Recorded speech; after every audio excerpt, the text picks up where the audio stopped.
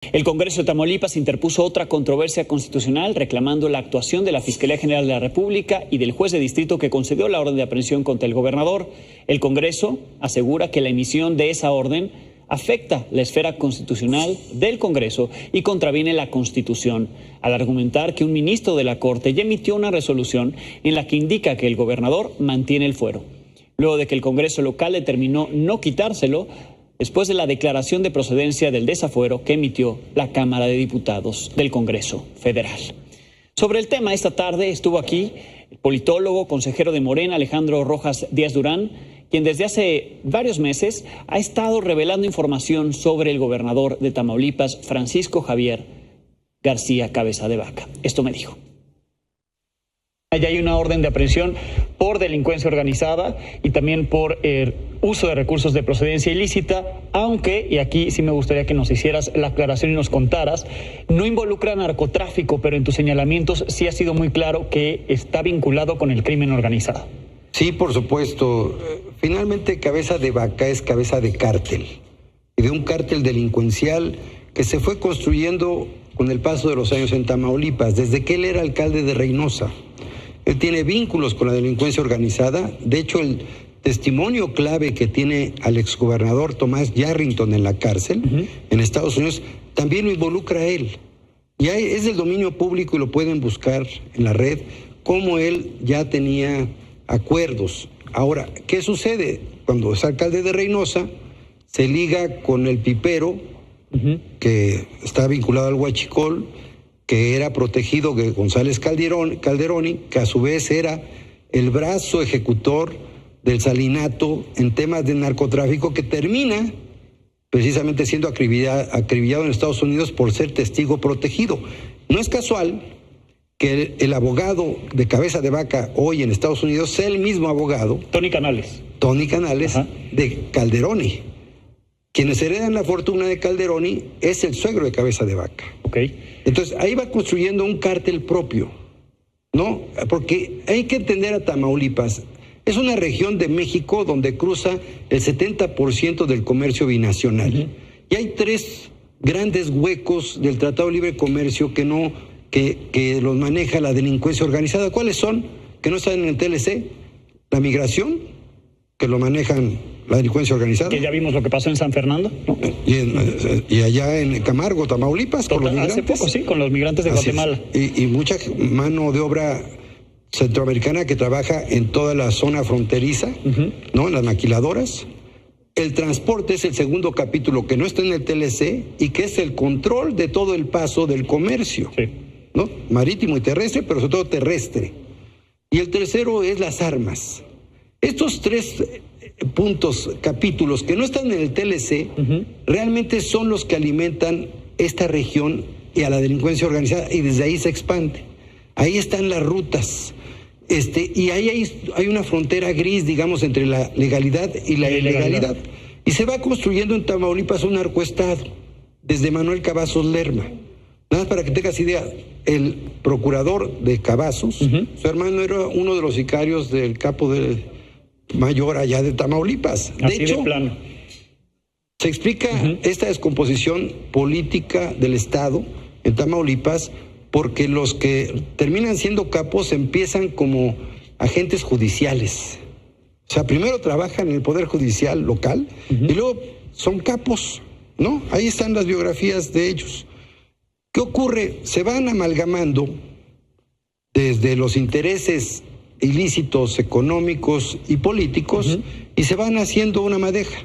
Cabeza de Vaca es el prototipo del delincuente político porque él era un delincuente, está fichado en Estados Unidos por robo de autopartes y siguió robando. O sea, ahora sí que no es una vaca paloma, es un delincuente peligroso.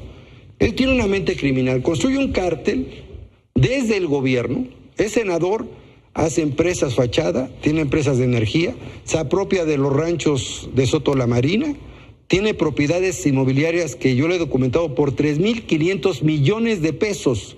Nada más lo que yo llevo documentado en la Fiscalía General de la República. Que son algunas de las propiedades que hemos mostrado aquí en la Ciudad de México, pero también en Tamaulipas y otras en Texas. En Texas y el viñedo espectacular que tiene San Miguel Allende, que no es casualidad que todos ellos estén vinculados por senadores, porque son una gavilla de senadores. Los dos mastines que tiene Cabeza de Vaca son calderonistas. Uno es Javier Lozano, poblano, que también ahí está duro el huachicol, y el otro es Roberto Gil Suart, exsecretario particular de Felipe Calderón. ¿Qué tienen que ver? ¿Qué tienen en común? Primero, que cuando fue alcalde de Reynosa, Cabeza de Vaca, fue promovido, sus padrinos políticos son los hermanitos Vibriesca, los hijos de Marta Sagún y del expresidente Fox. No es casualidad que Guanajuato esté incendiado por el huachicol. Sí. Este Roberto Gil Suart coloca a su suegro como delegado de SCT, de Comunicaciones y Transportes. El suegro de Gil Suart. De Gil Suart, ok. Y su cuñado termina siendo el subsecretario de Transportes con Cabeza de Vaca, controlando todo el transporte. Ahí van construyendo toda una red delincuencial. Ellos cobran incluso, Roberto Gil Suart cobra más de 50 millones al año en el gobierno tamaulipeco. Su socio del despacho es Salvador Vega Casillas y el otro socio está en la casa, el senador Lavalle. Todos tienen que ver con Odebrecht. Y Odebrecht tiene una empresa en Tamaulipas a través de las comisiones de agua, que manejan unos señores que llaman Rivera Xote. Todos ellos forman una red de lavado de dinero.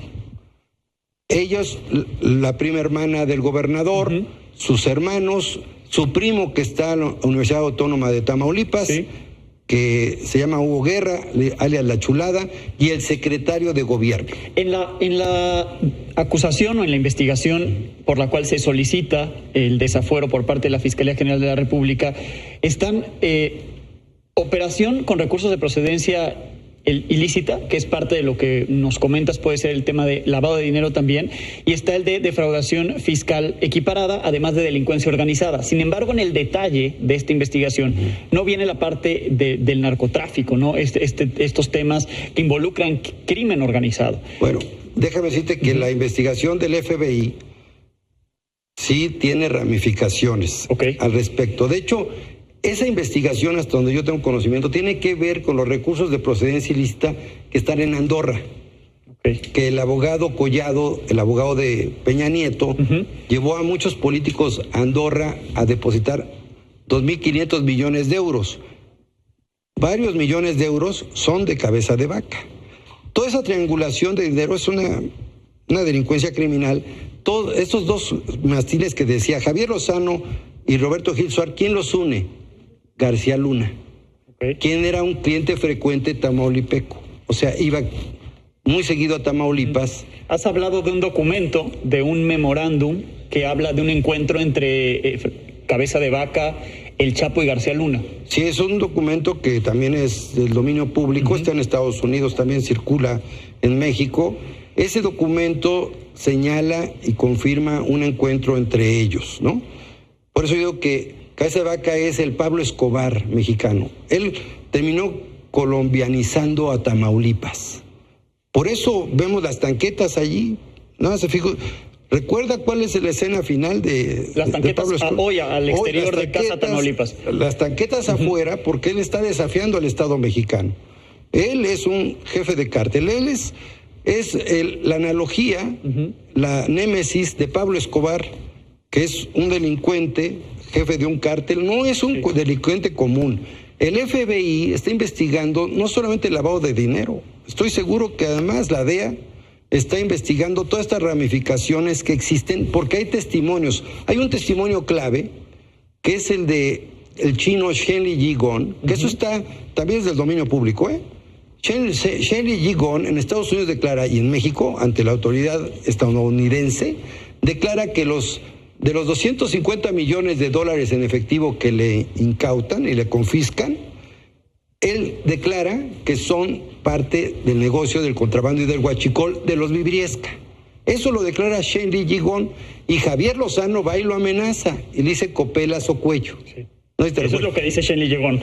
Bueno, sí, pero sí copeló y no le dio un cuello. Y está, y sigue ahí. Y ahí sigue, ¿no? Bueno, pero ahí está la declaración. Es una declaración jurada. Y es una declaración que está en el expediente en Estados Unidos y está en México. Y está en el expediente de Tomás Yarrington en México y Estados Unidos, estas declaraciones que están, donde vinculan a cabeza de vaca con los cárteles, ¿no? Ahora, toda la investigación, regreso a la investigación de la Fiscalía, Sí. Plantea toda una serie de compraventa de inmuebles a Sí. través de distintos personajes de la misma familia Sí. del gobernador. Al final los inmuebles ahí están, las operaciones son detectables, por eso también la Unidad de Inteligencia Financiera ha podido entregar la información al respecto y presentado las denuncias. Pero en el tema particular del narcotráfico y huachicol que me hablas, ¿hay manera de rastrear esta evidencia? Bueno, hay las pistas. Lo que la Fiscalía tendrá que hacer, y en colaboración con la autoridad norteamericana, tiene que acreditar si se configuran esos delitos. Lo que yo estoy, digamos, haciendo público, y que además es público, Sí. simplemente es darle coherencia para entender al personaje, ¿no? Con quién está involucrado y por qué lo están defendiendo. Okay. Porque los panistas de buena fe no saben a quién están defendiendo realmente, ¿eh? Yo creo que ellos no saben todo esto que estoy señalando. No creo que sea del conocimiento. Es que también de mucha ocurre gente. en un momento electoral y Sí, político también. tan fuerte, y entonces se puede interpretar también como Es una interpretable. afronta Nada más que política. debo decir que estas denuncias vienen desde 2018, no son nuevas. Lo que ocurre es que también Cabeza de Vaca y su equipo fueron, digamos que, obstaculizando las propias pesquisas. Ellos se han encargado de poner, digamos, trabas, como lo están haciendo ahorita. Pues evidentemente cuentan con todos los recursos. Tienen flujos y flujos de dinero en efectivo. Por supuesto que tienen con qué defenderse.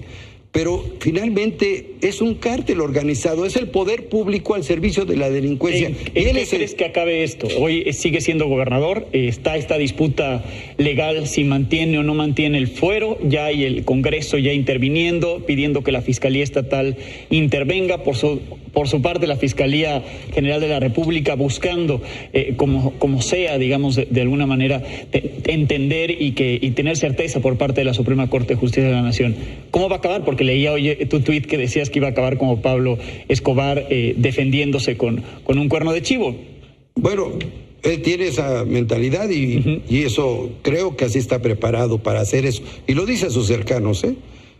Déjame decirte qué creo que va a ocurrir. En primer lugar, el constituyente permanente le da la facultad exclusiva a la Cámara de Diputados, no a otro poder, ni al Poder Judicial, ni a la Corte, para quitar o poner el fuero a un gobernador. No hay ningún poder local por encima del poder federal, mucho menos de un jurado de procedencia. A pesar de la interpretación que hizo el ministro González, Es que no hizo Alcántara ninguna Carranca. interpretación, con todo respeto al ministro, es muy respetable, pero cantinfleó. Es muy contradictoria su opinión, no es una resolución, ¿eh? Él desecha, pero ahí desecha. opina. Ajá, Opina, ¿no? es una Sí, opinión, sí. pero una opinión cantinflesca, porque Ok. el artículo 111 constitucional señala que las resoluciones que emite un jurado de procedencia cuando le quita el fuero a un gobernador son inatacables. Es decir, se cumplen.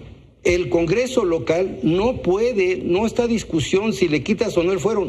Un gobernador no tiene doble fuero, no tiene un fuero federal y un fuero local. Los delitos que se le imputan son de la esfera federal. Complicadísimo se ve el panorama porque además estamos ya a unos cuantos días de la elección, pero Hay que mantener la calma. Ok. Mira, yo te voy a decir una cosa, estamos ante un momento muy importante y eso con esto concluyo. Y te agradezco mucho la entrevista. no, con gusto. Es la de primera recibirte. vez en México que se va a documentar cómo se construyó un narcoestado, cómo evolucionó.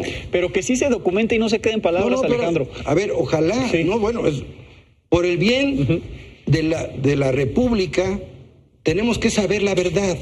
Porque igual puede estar replicándose en otros estados, ¿estás de acuerdo? Bueno, está el riesgo, claro, a ver, lo estamos viviendo, está involucrado la delincuencia organizada que tiene parte del territorio nacional, o sea, no es una broma. Esto viene de la mano de todas las políticas neoliberales, lo digo en serio, del desmantelamiento institucional. Qué bueno que haya libre mercado, lo cual es que no hubo igualdad entre el Estado y el mercado. Lo que hubo es el retroceso del Estado y el avance de las fuerzas fácticas de mercado, entre ellas los intereses ilegítimos y los negocios sucios. Termino con 3 datos. Es el primer estado en donde hay desapariciones forzadas, el primer lugar. Tiene el deshonroso primer lugar también en ejecuciones extrajudiciales. Y el primer lugar también deshonroso donde periodistas solicitan protección, sí, porque es un represor de la libertad de expresión y tiene a todos con el yugo. Nada más pregunten en Tamaulipas, y tiene presos políticos, tiene a 3 expresidentes municipales ahorita en la cárcel y a muchos empresarios que le quitó sus ranchos. Hay muchas denuncias de cómo quitó los ranchos. ¿Acabará en la cárcel? Pues que la justicia decida. Yo no soy juez, simplemente hemos aportado elementos, sí, y que la justicia decida. Ahí decida. Están los elementos. Alejandro Rojas Díaz Durán, muchas gracias. No, hombre, gracias a ti por la entrevista, Alejandro. Gracias.